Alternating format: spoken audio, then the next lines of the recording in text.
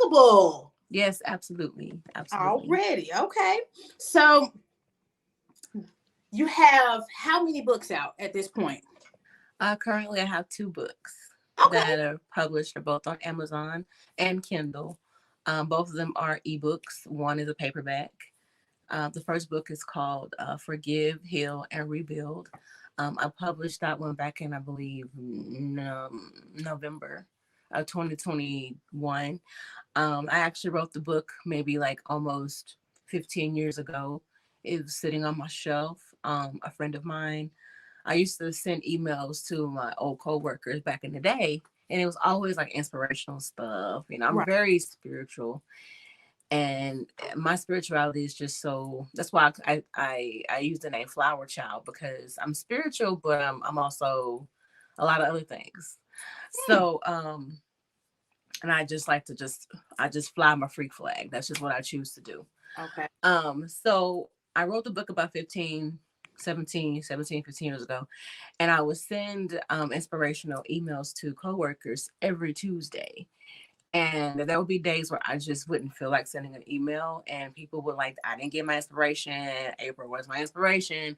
So a friend of mine took every email that I sent and she printed it out, um, put it in an actual like book, and presented it to me for my birthday one year. And of course, I'm a big crybaby, so I was in tears. But I left that book on the shelf. She goes, "You need to publish this." Is what she told me. And I was like, "Okay, yeah, all right." Right. But I finally did it during the pandemic. I was cleaning things out after the passing of my late husband. I was clearing out things, trying to get myself together mentally and emotionally, and I ran across the book because Hmm. I was just throwing things out. You kind of go through an emotional purge. You just start throwing things away that you don't think you ever need anymore. And I almost threw the book away, Ooh. but I was like, no, I got all this damn time, so let me just start typing. Right. And that's where that book came from. So that became an ebook because due to a few technicalities or whatever, but I'm really, really proud of that book because it was something that should have been done a long time ago. So Right. the second book is A Widow's Whiskey Tales, which is this one here. Woo! Look at that cover, Yes. y'all. And by the way, if you guys are interested in that book that she just put up, the erotic book that I'm like, yo, the I put the description of the Amazon link so you could copy and paste it and go right, it'll take you right there. But Oh, she's gonna thank you. explain that. Give me the tea about that one. Okay, so the tea is um basically grief is do you use derogatory words on your show? You can say this is free. Be you. Okay. Grief is a bitch. Hmm. Okay. She's a whole nasty bitch. Okay. And in grieving, I lost like three loved ones in less than a year. I lost both parents and my husband. And I was really going through a very, very, very, very dark time. That's where, of course, the first book was written, because that's what I was using to get through, because it's a 25-day affirmation book where you write down 5 things you're grateful for after you read a chapter a day. So I was actually kind of doing that, and that's what's keeping me going. But when you lose like your life partner, it's a whole different grief. Right. And so I kind of went through a phase,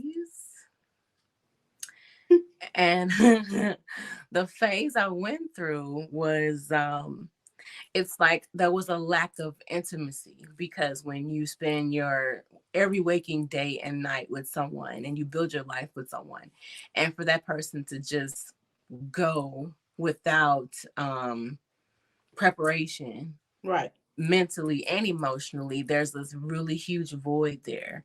So I can honestly say that there were some things that, I'm not going to say what they were, but there was some very interesting recreational things that I partaked in Mm. that required other people. Mr. Nasty Time. And so, and I was wondering, like, is this normal? Like, is this behavior normal? Like, because when you go through a breakup, you know what I'm saying? You get to fight with them, you get to call and hang up, you get to do petty shit, you can Right. post on social media and pretend you glad y'all together no more. I didn't get to do any of those things. It was like I was still going through a breakup and the person wasn't here anymore. So, um, I started doing some reading and learning about the I guess the stages of grief and the stages of widow grief and widower grief. It's a whole different ball game. So I ran across this amazing blog where there was this lady talking about the widow phase. And I was like, what? So I started reading it and I was like, ooh, because these stories were like really, really, really exotic. And Mm-hmm. I went even further and I joined some widower and widow groups and different social media platforms, and people would share their stories about their lives with their life partners and how they miss them. I mean, it was like a 24-hour thing. It was kind of like a lifeline. People would post if they're like in the middle of the night, they wake up, you have anxiety, you miss your spouse or you miss that person, and they will post. And you have these like this huge like family of people that would just come to your aid and say, you're going to be okay, it's going to be fine. And then Right. there were people in the group that had a chapter 2, which means you've moved forward and you've moved on to your second marriage or your next relationship. And those people stayed in the group to coach people as well. So it was a beautiful thing to see this community of people that had the same interest of grief and how they came together for each other. And there was so many stories. It was so many things that I felt bad because I mean, I was like, wow, I thought my situation was, bad. Not to compare grief, but when you are around like-minded people that have experienced the same thing you've experienced, it changes your perspective. You don't feel crazy anymore. You don't feel alone. And so that's what inspired the book. So it's basically, long story short, it's 13 stories of young widows, because when you think of a widow, you think of an older lady who lived a long life, and maybe she's in her, I don't know, 70s or 80s Right. or what have you. But there were people that who lost their spouses at the age 21, 25, 30, so to be able to hear these stories and hear about their life after the passing of their spouses, what you miss the most is intimacy, and you miss sex. Because I don't care what anybody says, sex to me is not everything, but it's very essential. Right. It's very important. And so basically there were some different stories where there were some things people would do for a Klondike bar. I'm just saying. What would you do? Okay. Um, so that's kind of what the book is about. It's just erotic stories about lack of intimacy, but it's really juicy. It's very detailed, but at the same time, it's real. And I don't care who you are. If you're thinking about marriage, if you are married, I recommend you read this book, because you will have to walk these shoes. And I can't say it any delicately. This is a road you will have to walk. The vows you took until death do us part. That part does happen. Mm-hmm. We know about the better for worse, sickness and the health, Yeah. whatever. No, till death do us part. They don't talk about that part. It's like, okay, yeah, when he died, right? Right. No, like it's definitely some shoes you're going to have to walk in. And people are so judgmental when it comes to you losing your spouse and then moving on. Like, oh my God, like Nene Leaks. Like, oh my God, Greg just died and she Right. already jumped motorbiking somebody. Listen, I mean, you don't know how long the intimacy was lacking before he passed. Right. So that's pretty much what the book is about. But it's very, very erotic, and I just, I'm a little nasty or whatever. So,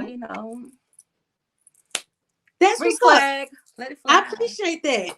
So we do have a comment because I now see how to see the comments. And Only shout out to Mr. He said that he's so proud of you and how you've conquered. Um, Grieving is a must, and I'm happy to see you back on the scene. So he's Thank definitely dropping some you. love. I And he said, appreciate it. okay, with the legs with the fishnets. Black pantyhose, big legs, show through the house. That's before y'all time. I'm sorry. Yeah, I'm about to be 21, so I don't know about that. Um,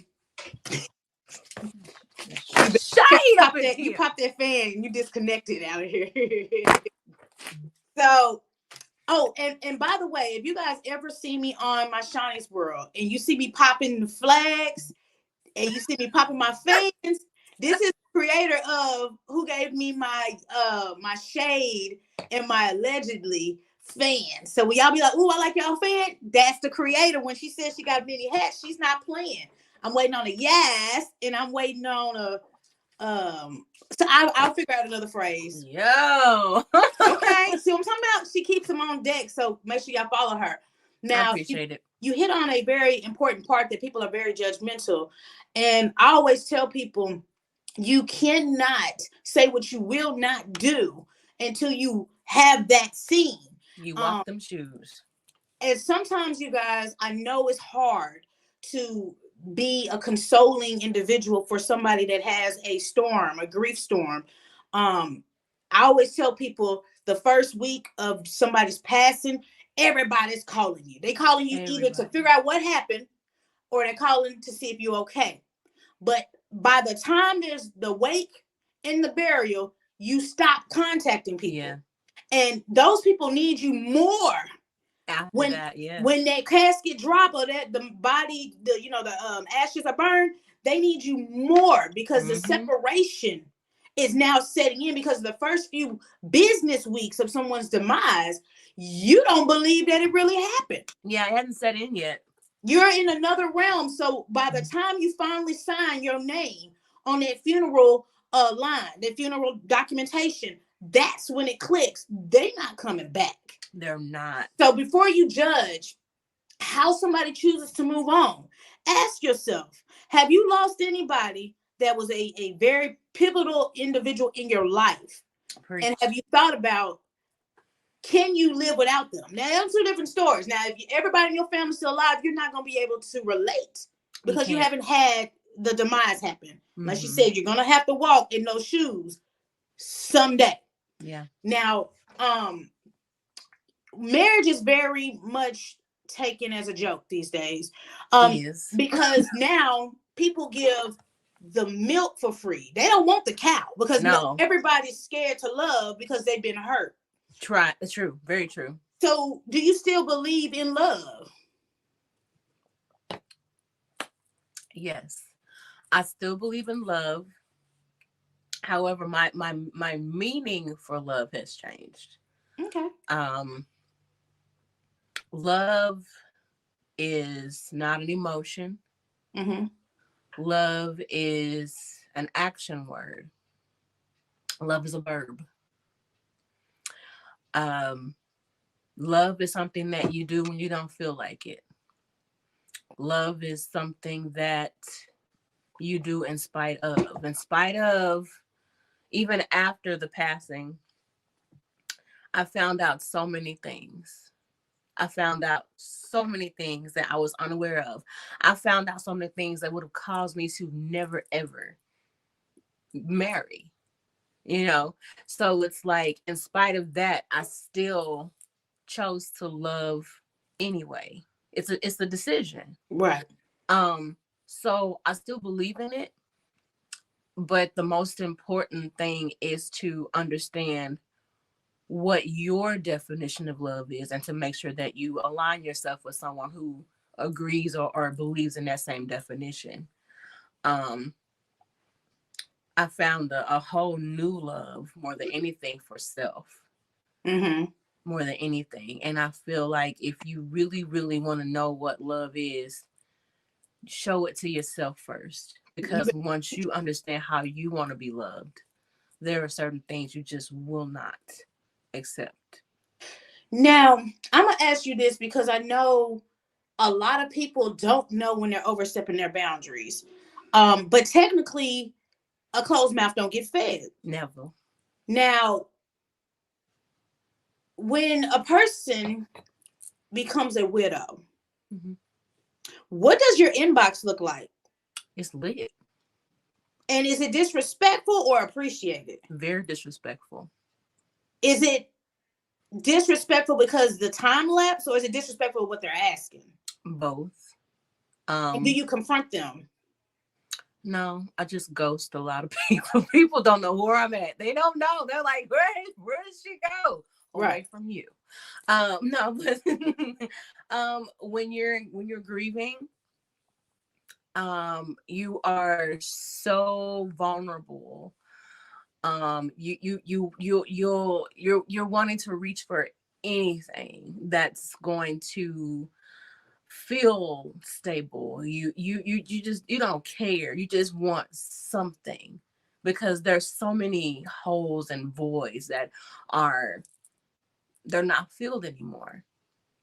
I lost my mother, my father, and my husband. Those are like foundational relationships. Mm-hmm. Those aren't just,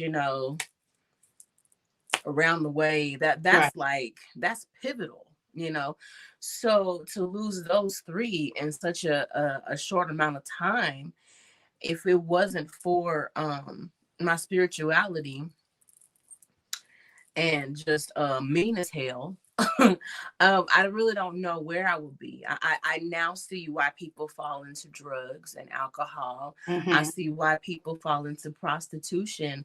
I see why people fall into certain things, because you're trying to just fill that void. You're looking for something to take your mind off of the pain. I see why people check into I don't know what the actual mental institutions. Yes, I see why people do that. I see why people become homeless. They just give up. Like, I do see that, and I respect that journey in a whole new way. So yes, the inboxes were lit. Mm-hmm. Now some of them were very, very respectful, where people were just checking on me, which I think that is amazing, and I appreciate that.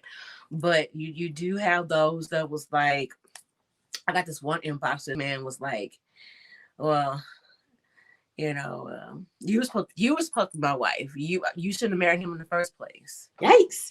I got inboxes where it was like, you had a good man, but you need a great man, and that's me. I got inboxes where it was just straight penis dick pics, just boom, just like, yeah. And I'm just like, yo, so it's like, there was even a joke that was told at a comedy show that I went to. It was like, the best pussy is from a widow. Oh, okay. Whew. That was one of my jokes. Did I say so? I'm sorry. But your comedy is impeccable, but no, it wasn't one of your jokes. Okay. I'm about to apologize.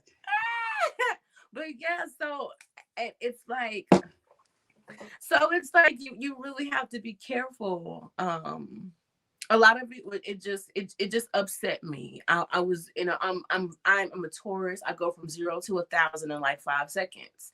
So to avoid because I've already burnt so many bridges anyway. So I got tired of lighting shit on fire. So I decided to just remove myself from contact from anybody. If we have a conversation, yeah, but if we don't, yeah. But okay, I had to remove myself because I needed to be in a safe space where I could gather what I had left as far as myself. And therapy definitely is helping me tremendously. I recommend therapy.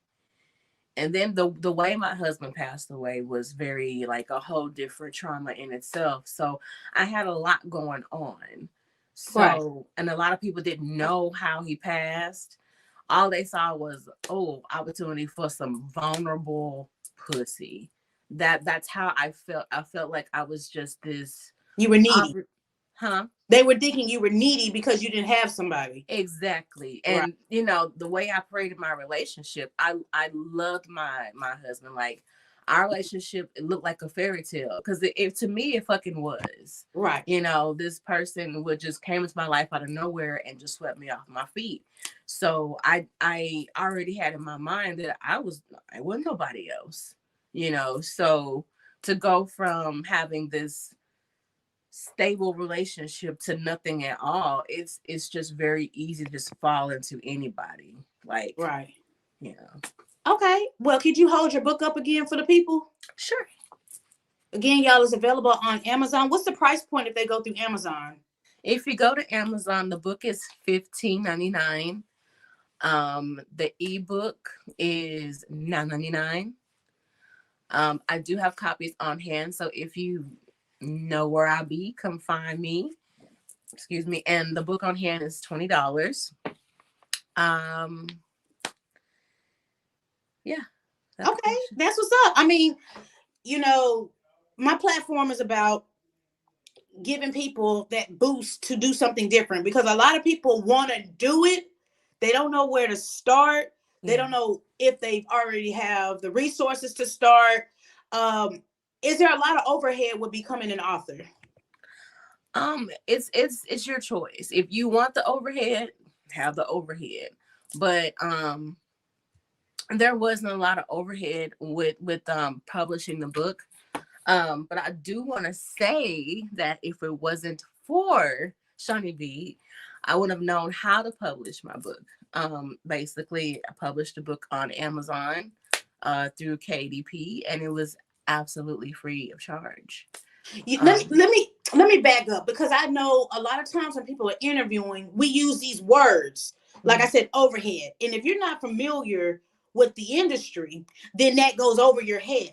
When I say overhead, I mean like the cost for printing. I mean the cost for somebody reading, proofreading your book. The ability to come up with your photography for your book. Yeah. Those things. Do you have a computer to type your book on? Or do you have a ghostwriter? That's what I mean by overhead. Those expenses that it takes to make your product. Now, I'm not a crab in a bucket person, and I want all of you guys to eat. I always tell you guys, hit me up in my email. All of my links are accessible to you. Yeah. KDP, for those of you that are interested in becoming an author, self-published, meaning you write it, you put your own picture up, you put your own words in there, and you just upload this to create what we call a book template. There's a program through Amazon. You would need to sign in. If you already have an Amazon account, you would just go to the KDP version of Amazon, and that is a publisher link. A lot of people have made millions. The great thing about KDP is it allows you to upload your own book how you want it to look, and they automatically drop ship. Shaunie B, what does drop ship mean? Drop ship means you provide the product and Amazon